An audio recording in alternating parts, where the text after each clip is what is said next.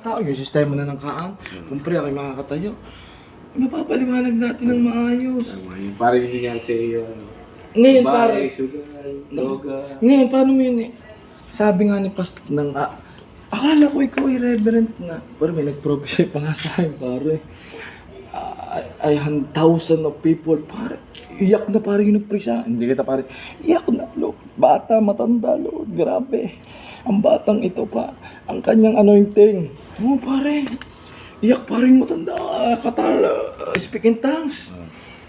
Ayun nga parang, kami kasing mag-asawa na prop, ako kasi nakita may potential. Kasi unang tayo ko, nung ako'y nagturo, iba kasi agad yung dating. Imagine mo, paano mo may papaliwanag? Halimbawa, namatay sila sa Rose.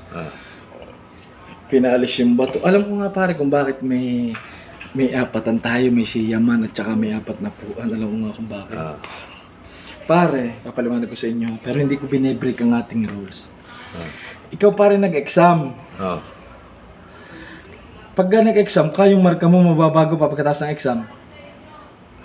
Depende. Hindi! Halimbawa, nag-exam tayo. Monthly test kay ma'am. Yung ating sagot, yung marka natin sa exam, di kayo na yun. Hindi na mababago yun. Ganyan parang buhay natin. Oo nga. Kung halimbawa sa ano sinabi mo, yun na yun. Ganun na nagawa natin, namatay Pwede masuhulan si ma'am. Hindi, namatay na tayo, parare. Namatay na tayo.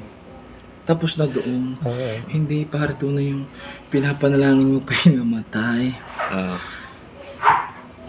Sabi ng Panginoon huhusgahan ko kayo base sa ginawa nyo dito sa mundong ito. Kung ano yung exam nyo dito, yung sagot, yung inyong marka. Yun. Alam mo, pag-uwin ko pa yun, papupulahan ako sa pagiging isang Diyos.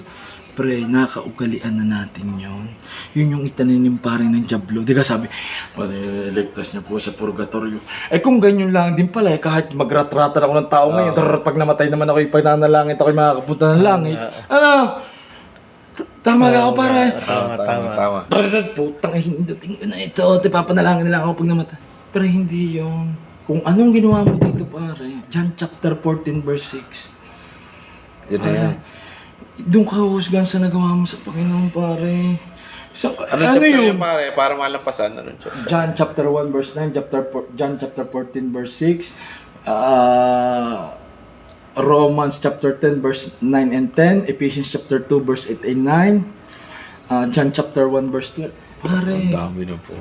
Salvation. Type mo lang ang salvation, lalabas yun. Salvation. Pare, ang paniniwala mo na may base lamang sa nakagisnan mo. Oo, syempre. Bakit gayong binabasa ni Father? Pwede mo rin naman basahin, ba't di natin basahin? Totoo pare, hindi pa ako nakakabasa ng Biblia. Sa simbahan si Father, ang sinabi ni Mateo, ihulog mo na sa tibuyo ang 20. Ba't di natin basahin? Ba't di nila para ituro? Yung kanyang binabasa, pwede naman natin gawin. Pre, yun pa rin nakalagay, 1 Corinthians chapter 4 verse 4. Nilagyan tayo ng kabulagang espiritual ni Satanas para hindi natin maunawaan ng Biblia. Kaya naman basahin ni Father. Ba't di nila natin basahin? Ba't hindi tinuturo ni Father magbasa kayo ng Biblia? Siya'y basa ng basa. Hindi, tinuturo din mo Pare. na. Dati nga parang bibigay pa sila ng bagong tipang. Kaso ang ginawa ko para sa bagong tipang, binalot ko sa dobe. Pre, tsaka wala namang bayad para yung binyag kasal. Bakit may bayad dyan sa simbahan natin, pare? Siyempre, para Ang sa sabi ng simbahan. Biblia, lalabas ang mga bula ang propeta, tihingi ng mga kabayaran at gagawing hanap buhay at negosyo ang paghahayag ng salita ng Diyos. Yun naman sila yan din. Pre, ako, hindi Para sa ko pare, inaan yung paniniwala nyo, pero ako naniniwala sa life after death, pare. Siyempre. Alam mo parang sabi, alam mo parang pinakamatinding kasinungalingan ni Satanas. Sabihin ko na sa inyo para turo ko. Do whatever you makes you happy. Ano sa Tagalog yung para? Tama pare. Ano yun? Gawin mo. Kung ano magpapasaya sa iyo. Ano sabi ng Biblia? God is holy. Ano pang isa? Follow your heart. Sundin mo daw ang puso mo. Jeremiah. Aklat ni Jeremias. Ano sabi ni Jeremias? Mandaraya ang puso. Ang puso pare kasi hindi constant. Pag masaya, okay, papapasukin kita, oh, sige, tanggapin mo 5,000. Pero pag galit, putang, mo. Ba't ko bibigay sa'yo 5,000 hayop ka? Ay, kaya sabi lagi ng Pinoy, sundin mo ang puso mo. Eh, ang puso pare, pag masaya, magandang desisyon. Pag galit, hindi. Ano, tama ka? Do not follow your heart, follow God's way. Sabi, ay, ano sabi, sagot ko na ang college mo.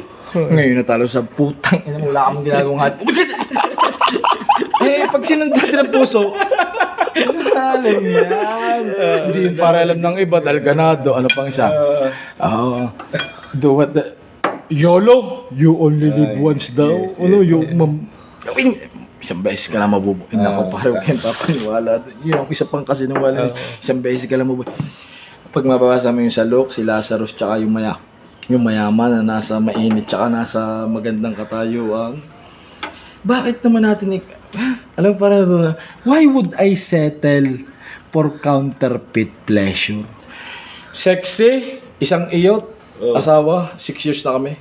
Bakit ko naman ikukumpormiso sa isang iyutan lang natin yung asawa kong 6 na taon na nagmamahalang kami?